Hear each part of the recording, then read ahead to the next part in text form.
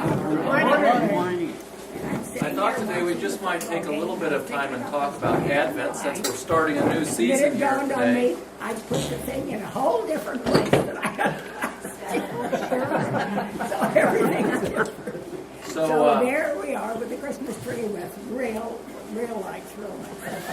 So with Advent, I think it's interesting, we have this challenge, and I talk about it a little bit in the sermon today, but we have this challenge of balancing what goes on in the world today as we prepare for Christmas and all the commercialization that occurs and all the things that we want to do for other people, and also how we can focus ourselves on what it means to prepare for Christmas from a spiritual perspective.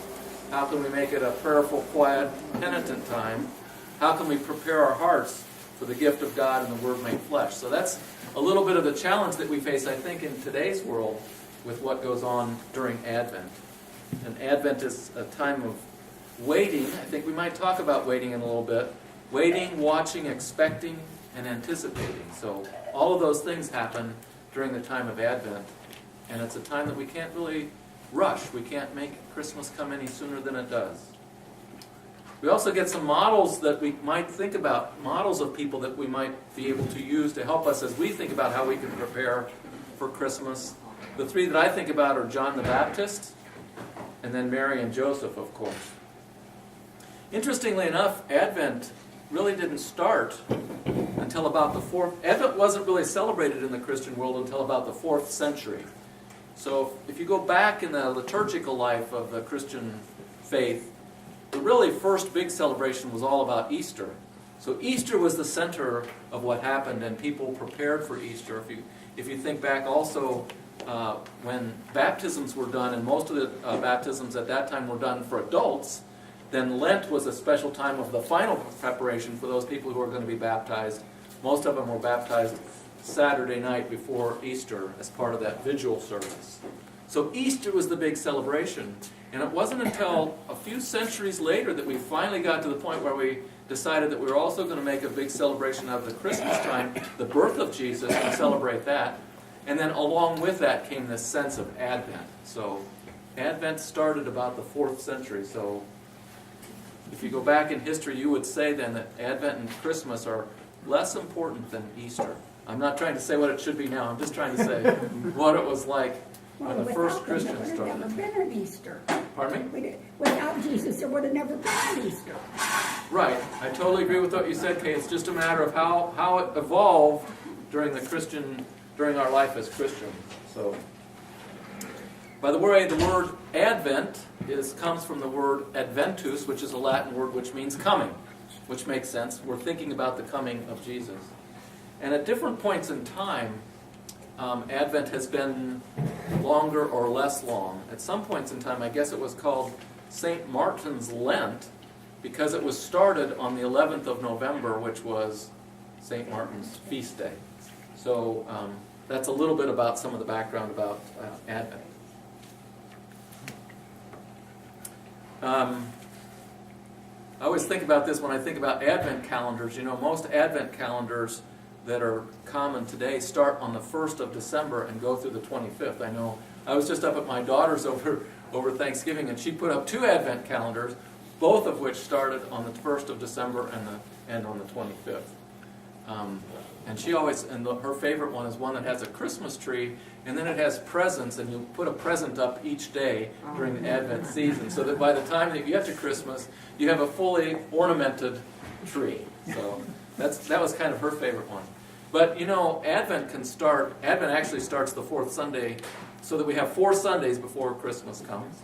And so that means it can start as early as, I think, the 27th of November or as late as the 3rd of December. So it rotates a little bit because that last week can be short or long. I think one of the things about Advent that I was thinking about this week in particular is about waiting. So we know that Jesus is going to come, and we anticipate His coming, and yet here we are in a time when we're waiting for that to happen. And so how can we be, in the world today, a lot of us, a lot of people think that I want something when I want it, and I get it when I want it, right? Kind of a thing, right? So Advent might be a time for us, especially during this during our lives today that we experience, when we get what we want when we want it, might be a time to think about the waiting for something and what it means to wait and what we can learn from that waiting and how we can be patient during that waiting time and have a sense of what that might teach us and what we might experience as we wait. And it's also, of course, a time of preparation. There's a lot of things that we might think about related to preparation. I'm sure, well, in a minute I'll ask you to maybe talk about what you might have done as you think about it during Lent. Of course, there's kind of two things that we think about related to Advent. First, we anticipate the coming of Jesus, but second, we remember that we're in between times, right? So our gospel today talks about that Jesus talks about the second coming, the return of Jesus, when he's going to come to judge the world, and what that all means. And so we're in between times. We're between the time of his first coming and the second coming. And that causes us to think a little bit about what it means. What it means to us to be in that in-between times, and what can we learn from it, and how can we experience it? You know, maybe it's a time when we can think about the fact that our lives aren't perfect, and some of us, I know in my household, we get into this sense of wanting to make everything perfect. So we want our house to be perfectly decorated. We want the presents to be perfectly wrapped. And Advent maybe is a time when we can think about the fact that life isn't perfect, and how we can accept what it is that we have during this Advent time as we prepare for the coming of Jesus. So just another thought that we might have during Advent time.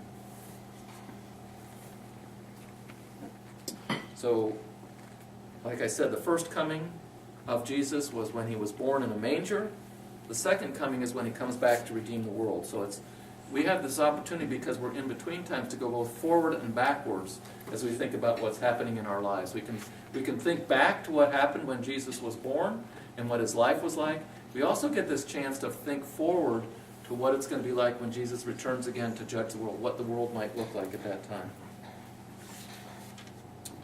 I read something that suggests that it's an interesting time for us to pay attention to the hymns that we sing during Advent, because some of the words are really special that we use, that talk about the coming of Jesus and the expectation that we have for his arrival and what it's going to be like, and the fact that he came to redeem the world, the fact that God came to be with humans. So it's an interesting time maybe to listen to some of the hymns that we sing during Advent. And then I kind of wanted to talk a little bit about the people of Advent. So first, and how they might become examples for us just a little bit. So the first one we think about is John the Baptist. So John the Baptist's job, he said, was to prepare the way, to prepare people for what's going to happen. So as we think about preparing for Christmas, John is perhaps a really good example for us about how he lived his life in a certain way and encouraged people to think back to what was important and to plan for what they should do.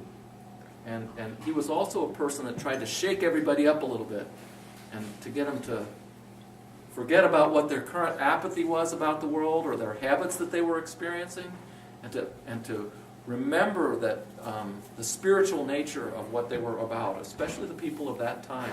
They were very spiritual, and he wanted them to come back and focus on that issue and to prepare for the coming of the Lord.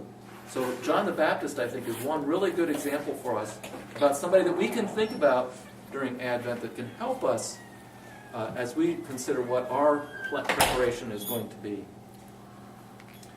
And then the second, of course, is Mary. And for Mary, the first thing that I think about is that she was the one that said yes to God. Okay? So the angel comes and announces what's going to happen, and she says, bring it on. That's kind of my words. Right? She said, yes, I will take on this mantle that God has given to me. And so how can Mary then become a person that helps us to say yes to God and help us to think about what God wants us to do in our lives today? And then, of course, she's also a model of this patient expectation, an expectation that all of us go through as we plan for the arrival of a child. But Mary is also one who was patient during that time, and who went through quite a bit of hardship, I think, also. Another thing that we can think about Mary, went through quite a bit of hardship and uncertainty during her life about what was going to happen as this event unfolded, as she thought about the travels that she took, the dangers that she and Joseph encountered, and then all of the life that she lived with Jesus. It was all one of saying yes to God and one of being patiently willing to accept what it was that meant. And then finally, Joseph is another example for us. So I think when I think about Joseph, I think about the fact that he was willing to adapt to what happened at the time, to the surprises that come during life. And then to accept them and to respond to them. And we can think about that through several times in his life. So first, he obviously had the opportunity to reject Mary at a certain point in time, but he didn't do that. He accepted what her situation was and took and cared for her. And then remember, there was a time when he got that dream that said that they needed to go, and he left and he took his family to Egypt. So Joseph is the one who's ready to adapt to the surprises that come. The plans that we have aren't always the ones that are going to live out. And he's a good example for us to think about during this particular time. And then he had this spiritual sense about him as he waited to hear what God's word was to him. So Joseph is the third, I think, example for us to think about as we go through this Advent time. So I think maybe I'd kind of like to stop there and see, in my sermon today, for those of you who've heard it, I talked a little bit about the fact that some of the habits and things that we did during Advent. And I wondered if some of you might share some of the things that you think about Advent. We've got a lot of experience with Advent in this room, I think. So I'm hopeful that some of you would be willing to share some of the things that you think about. What are some of the experiences that you've had during Advent? Maybe someone remembers one that was special for them that they would like to share. So, anybody? We always made an Advent chain. A chain, okay. Paper chain. Yes. And our daughter was born on the 22nd of December. So she got a special ring on the chain. Okay, yeah. And then Christmas. And every day we remove a piece of the chain. As you got closer. As we got closer. And because we knew that Advent started 4 Sundays before Christmas, we can make it longer or shorter, but we just made it so that each day we'd remove a piece of the chain. And that got us a little closer, and a little closer, and a little closer. Most of the time, we did not decorate the house until Christmas Eve day. So, as that chain got shorter and shorter, we'd come sneaking up on Gwen's birthday, and then we'd have a big birthday party for Gwen. And make sure that none of her Christmas presents were there for her birthday.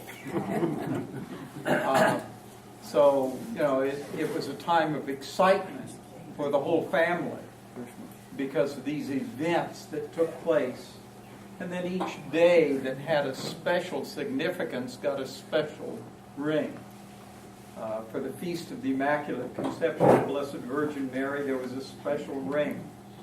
And we had Advent candles on the table. Just as we did. Yeah.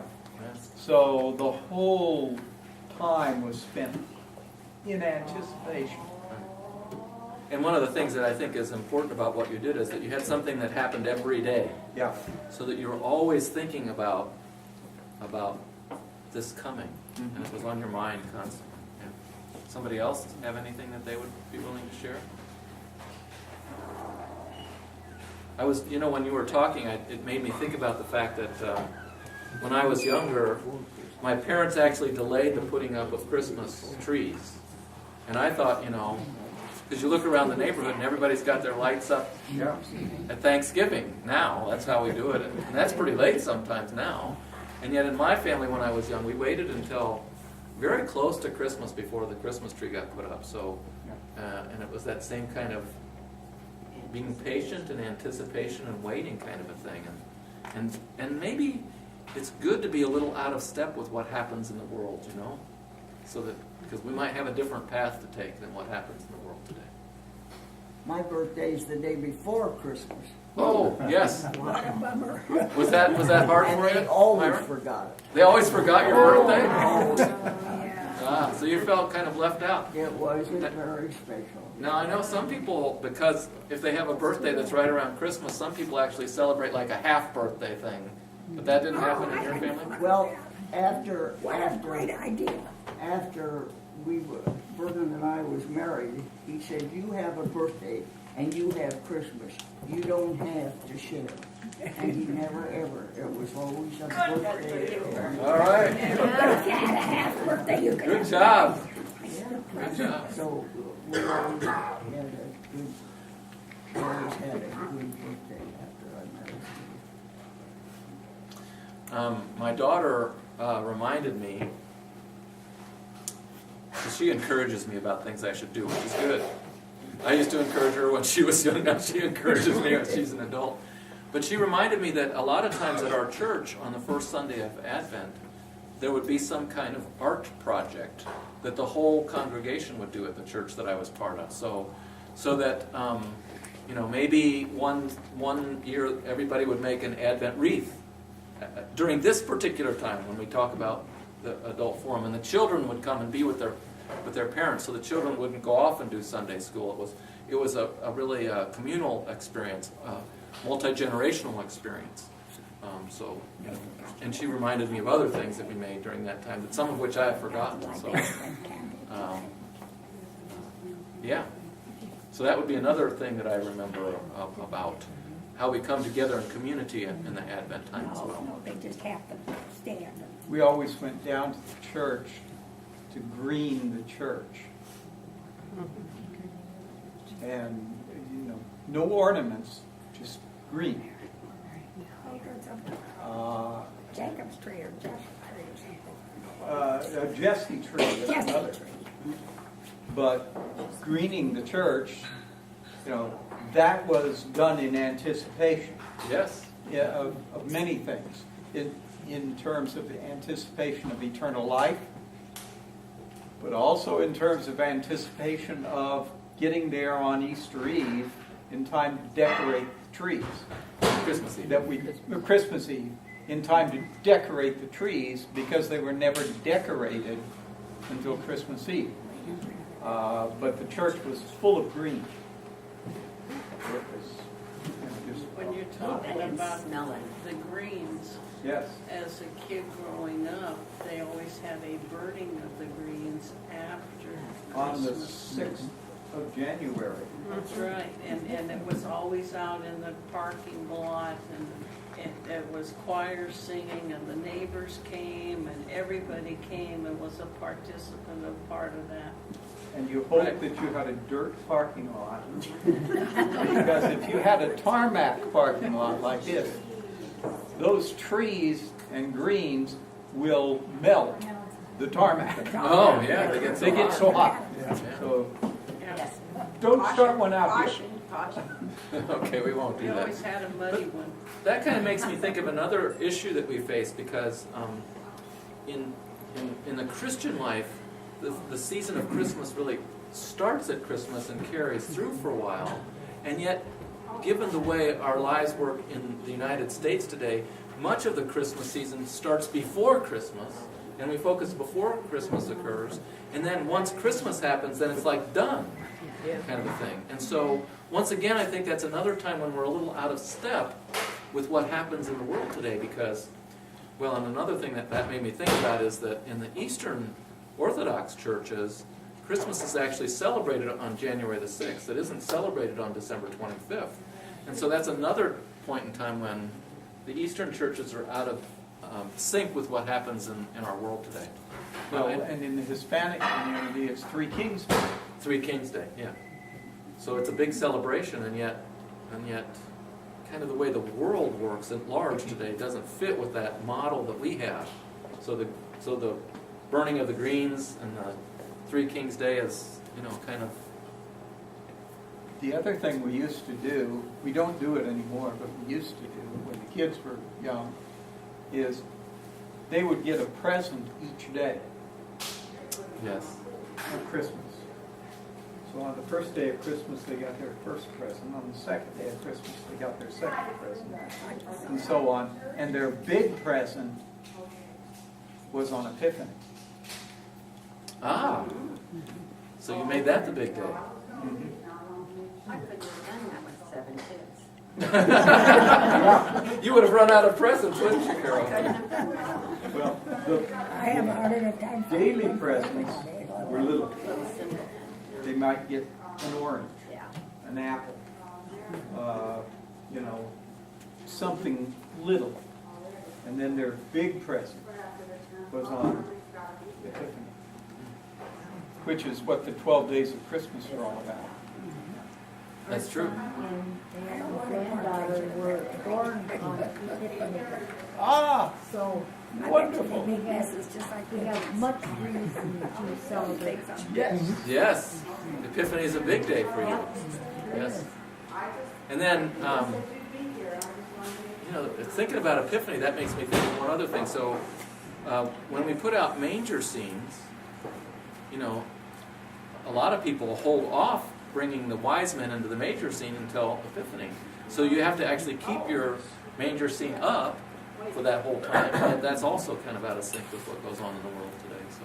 Yeah, you put one in the trunk and one in the Anything?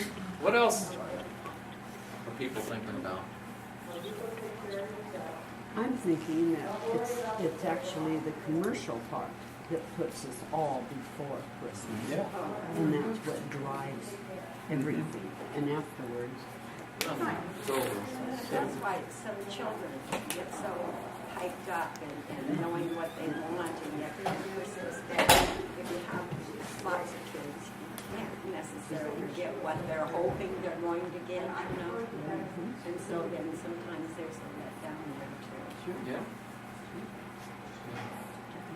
So Donna, you mentioned that issue about the commercialization.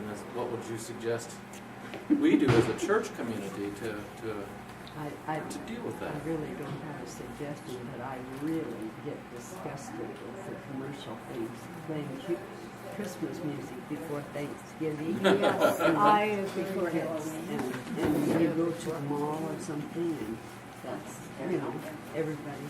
And then after Christmas goes, there's nothing. They even stop playing Christmas music. I mean, Right. let's get it right. But, as long as that green. Yeah, let's put Thanksgiving back on. Back on Yeah, the Thanksgiving. calendar. One of the things that we still do today is we try to make good and sure that we have all the presents for Christmas bought before Advent starts, so that we have nothing to buy after the first Sunday of Advent. So we don't go to the malls and things. We never go on Black Friday. We never go on Cyber Monday. All that's done before Advent gets here. And then I go to the mall almost, probably about 3 or 4 times a week during December with nothing to buy. Yeah. Just to go and watch people. One of the things that as long as you miss Black Friday and Cyber Monday, one of the things that you see, especially if you hang around where the angel tree is, one of the things that you see is you just see smiles as people anticipate doing something good for somebody else. And it's those things that I like to watch as we come up on Christmas. Chris, can I put you on the spot? So we're You talking certainly can about put me on the spot.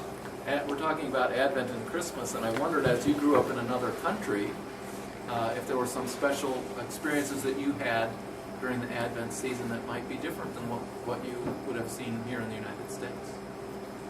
Well, it was a tropical country, so that's a little different because there was no scenes. Although cards had scenes of snow, but it was very much what happened was nothing before Christmas. Nothing before. The Christmas tree was put up, and then the candles. We actually had candles on our Christmas tree, real candles, and they were only lit on Christmas Eve. And then Christmas decorations always went through 12th nights, 6th of January, about. But nothing happened before. There was nothing before Christmas. No caroling. There was nothing at all. It was all very traditional, very very English traditional, and even in the middle of a war. So it was yeah. What I found here was the commercialism was the huge thing, and the way somebody mentioned saying, what do you do? I think you said it. What do we do as a Christian church? And I think what you do is you promote giving, especially for young people at that time, giving instead of the anticipation of receiving.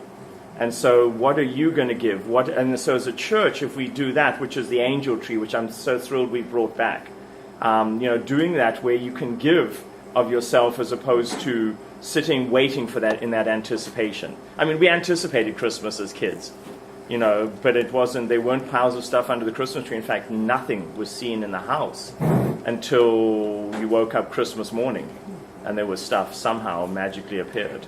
Somehow. Yeah, so yeah. But it was more about family time too.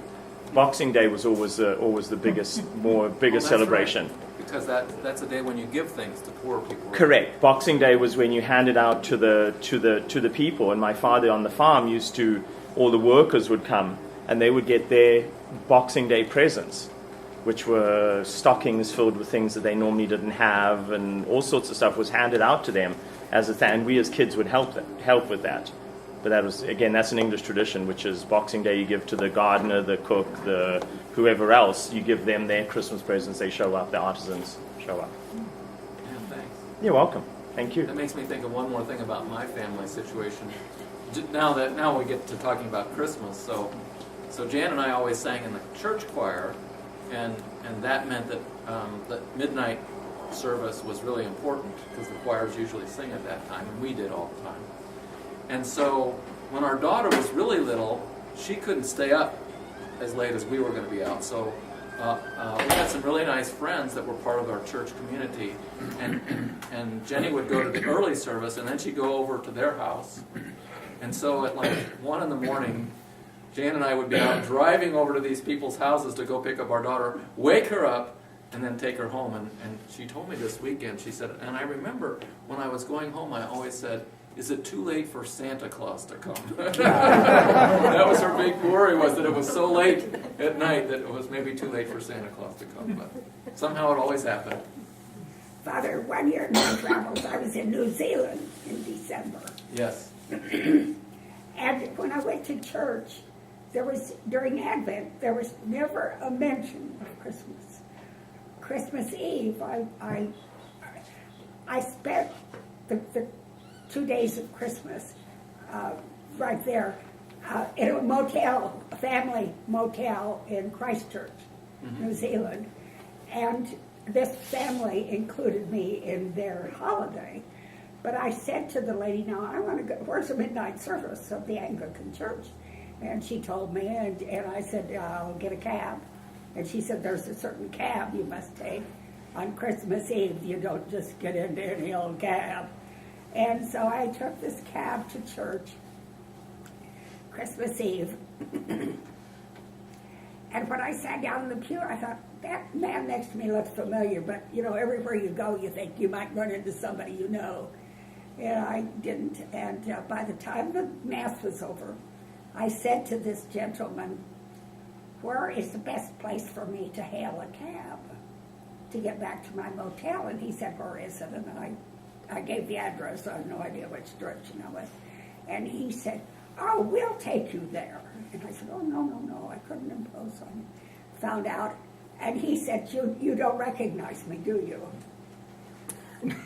I said, you look familiar, but I'm not sure that I have met you before. He said, I was your city bus driver on a tour day before yesterday. Oh. He remembered me, but I did not remember him.